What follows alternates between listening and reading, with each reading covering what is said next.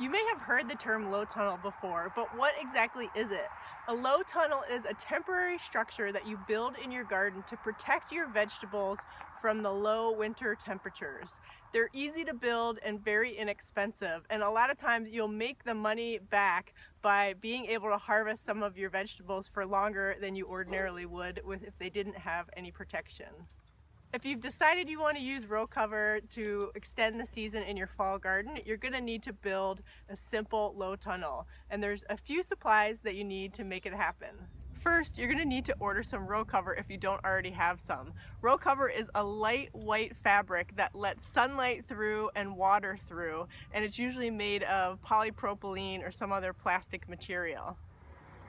There are actually 5 different weights of row cover, and the heavier it gets, the more temperature protection it offers, but the less light it lets in. So the lightest one is more for insect protection, and it lets in 95% of the light. But the heaviest one, which offers protection below 24 degrees Fahrenheit, blocks out about 70% of the light.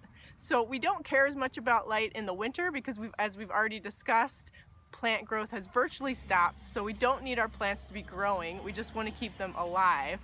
But if you're going to use your row cover in the spring, you want a weight that lets as much light as possible in while still protecting your plants from frost. So you're going to want to keep that in mind when you're thinking about what weight to purchase. When are you going to use it in your garden? And you might want to have a couple different weights.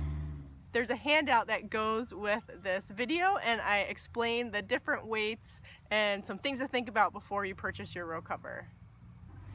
You need to keep your row cover from touching the plants. So if the row cover is in contact with the plants, when the frost settles on the row cover, it's just going to transfer right to the plant. So I like to use 10-foot lengths of PVC.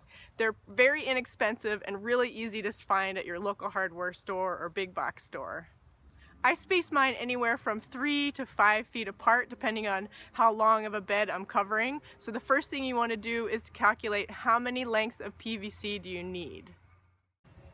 The next step is that you're going to take the PVC and bend it over your garden bed to make your hoops. But when I've tried to just shove the ends of the PVC into the ground, they don't go in very far, and then they tend to be wobbly and fall over. So you might want to take a couple steps to make sure to stabilize them. One option is that you can use a stud bar or something else that's really heavy to pound a deeper hole into the soil so that you can get the PVC in a little bit further. What I do is buy short pieces of rebar and pound them into the ground with a hammer and then slide the end of the PVC onto the rebar.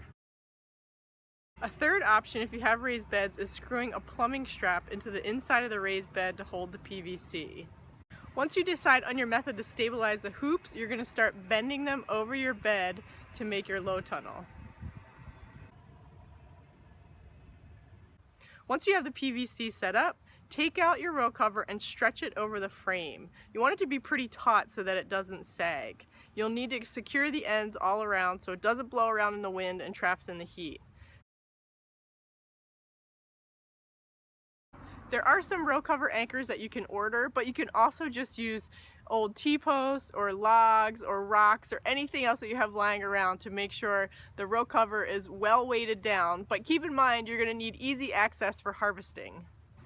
If you want to keep your low tunnel set up into the winter and you live in an area with heavy snow, you might want to put some reinforcements onto your low tunnel so that it doesn't collapse under the heavy weight of the snow. You'll need to buy some extra pieces of PVC and screws that are long enough that they can go through 2 pieces of PVC. You'll use a drill to make holes and then put a screw through the hoop and the reinforcement piece. I put one along the top and then 2 more on either side about a foot down. This makes a much more rigid structure. If you want to keep it simple, and you know I'm an advocate of that, then you can skip the whole reinforcement this year and just see how it goes. You can always add them later. If you think you might want to cover your low tunnel with greenhouse plastic to get it to go even further into the winter, which we'll talk about later, and you live in an area with heavy snow, the reinforcements are definitely a good idea. You can leave the row cover on continuously now. The only reason you really need to get in there is when you need to harvest. Other than that, you can just leave your low tunnel set up.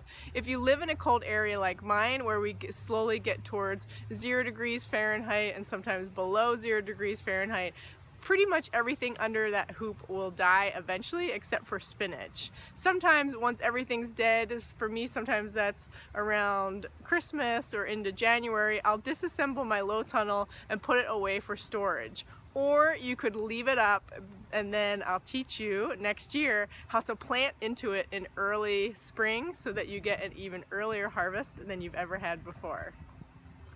In another video, we'll talk about how to cover your low tunnel with plastic if you want to be a really hardcore winter gardener.